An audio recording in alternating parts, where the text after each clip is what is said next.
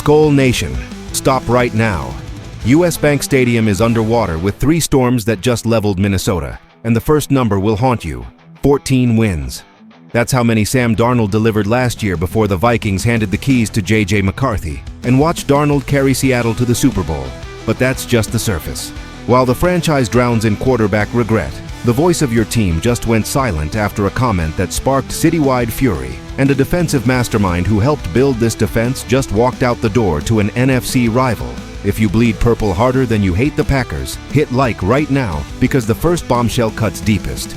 We start with the decision that has Viking Nation sick to their stomachs. Stay locked. The double cliffhanger at the end will shake the North. Midnight in Minnesota, front office doors closed. One decision made. The quarterback who led this team to 14 wins in 24, who threw for over 4,000 yards, who had the Vikings one game from the NFC Championship, walked out of US Bank Stadium and nobody stopped him. Sam Darnold signed with Seattle. J.J. McCarthy, a rookie who had never taken a single NFL snap, got the starting job. Now Darnold is one win from a Lombardi trophy, and McCarthy couldn't keep Minnesota in playoff contention. Do you feel that sinking feeling yet? Because it gets worse. Jonathan Greenard, Vikings pass rusher, watched Darnold win the NFC Championship on Sunday night and tweeted 3 dots. Just 3 dots. That's all he needed to say. The entire fan base knew exactly what he meant. Regret doesn't need paragraphs. According to Mike Sando of The Athletic, this will haunt Minnesota all off-season.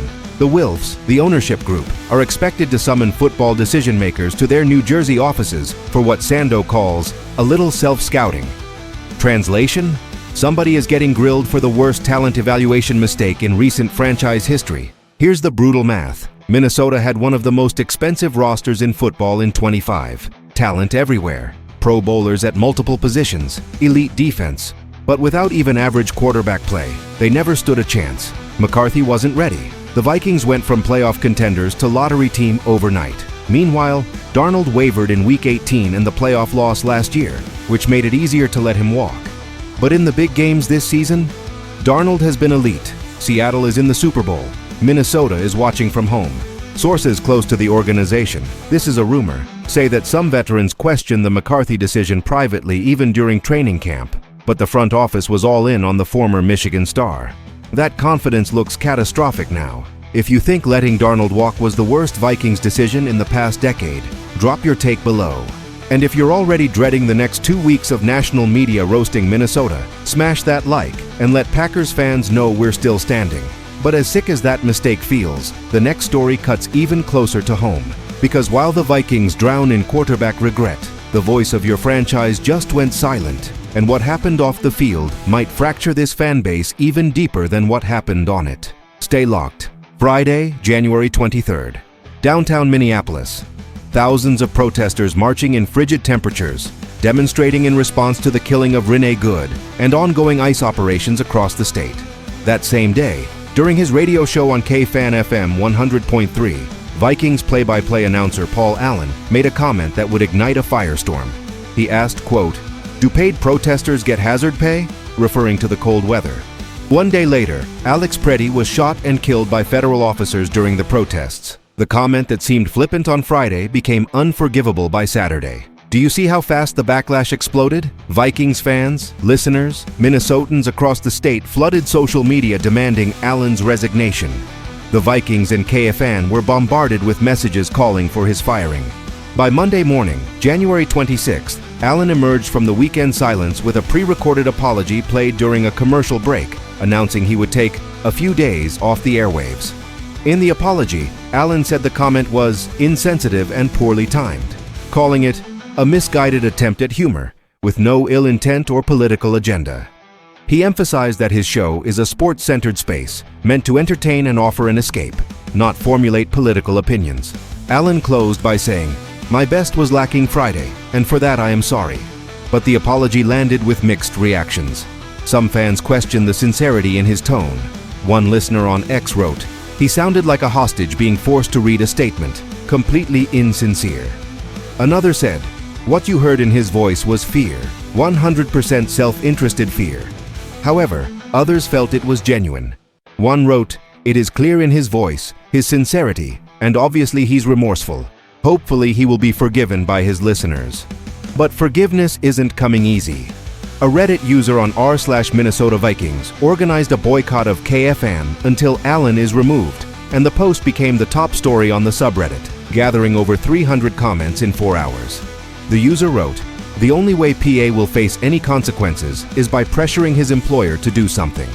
Whether Allen is taking official leave or just time off remains unclear, but the damage is done." Paul Allen has been the voice of Vikings football for years, calling some of the franchise's most iconic moments. Now that voice is silent, and the fan base is divided. Some want him gone permanently. Others believe he deserves a second chance. Do you think Paul Allen should keep his job? Comment your honest take below.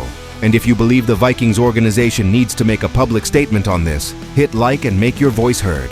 But while the franchise navigates off-field controversy, the on-field product just took another hit, because one of the most coveted defensive coaches in the league just left Minnesota for an NFC rival, and the timing couldn't be worse. Stay locked. Monday evening, January 26th, Adam Schefter drops the news. Daronte Jones, Minnesota's defensive passing game coordinator and defensive backs coach, is gone.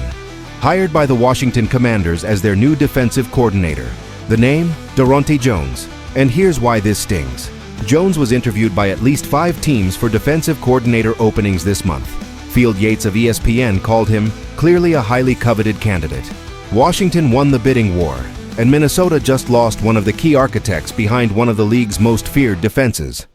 Jones, 47 years old, spent 5 of the past 6 years with the Vikings. He started in the NFL as the assistant defensive backs coach with Miami in 2016, working there for 2 years. Then he coached cornerbacks and the secondary for Cincinnati for 2 seasons before joining Minnesota in 2020 as the defensive backs coach.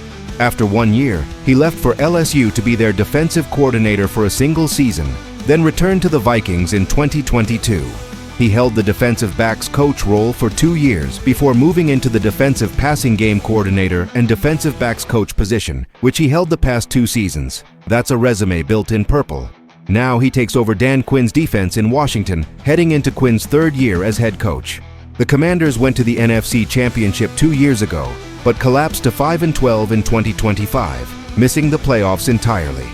Washington needed a spark, and they believe Jones is the answer.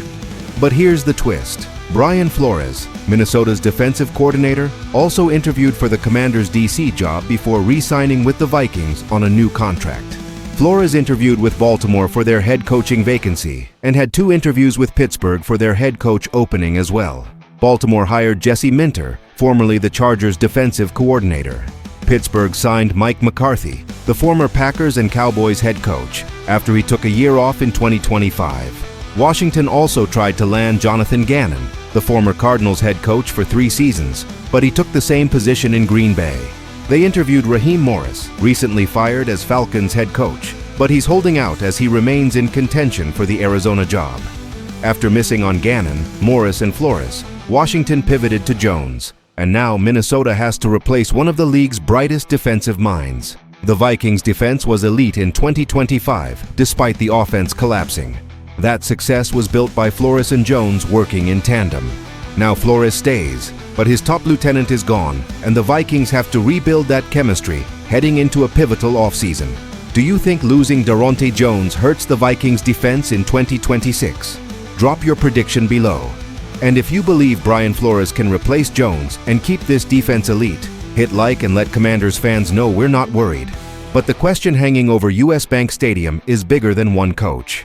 It's whether this franchise can stop the bleeding. Quarterback disaster, off-field controversy, coaching exodus. The storm isn't slowing down. Stay locked. 3 stories. 1 franchise underwater.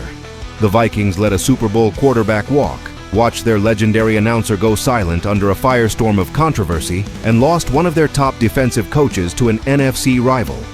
Minnesota doesn't just have problems. Minnesota has a full-blown identity crisis. Let's break down what this means for 2026. If the Vikings don't fix the quarterback position, nothing else matters. The roster is still loaded. The defense, even without Daronte Jones, has Brian Flores leading the charge. But JJ McCarthy has to prove he's the answer, or this franchise will waste another year of elite talent. The Paul Allen situation is a wild card. Whether he returns or not, the distraction lingers. Fan bases don't heal overnight, and the controversy will shadow the offseason. And losing Jones to Washington? That's a direct hit to the coaching staff's continuity. The Commanders just got better. The Vikings just got weaker. The North is watching, and Green Bay, Detroit, and Chicago all smell blood.